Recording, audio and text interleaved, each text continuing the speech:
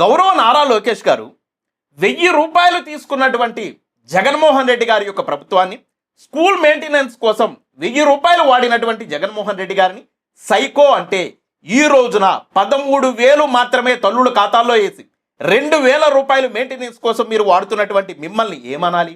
1000 వాడిన అతనే సైకో అయితే 2,000 వాడినటువంటి మీరు డబల్ సైకోనా, రెట్టింపు సైకోనా? మిమ్మల్ని ఏమని సంబోధించాలి? ఒకవేళ ఇలా మిమ్మల్ని సైకో అంటే ఇప్పుడున్న పరిస్థితుల్లో మమ్మల్ని జైల్లో పెడతారేమో, మమ్మల్ని అరెస్ట్ చేసి లోపల పెడతారేమో. కానీ మీకొక చట్టం మాకొక చట్టం వర్తించదు కదా.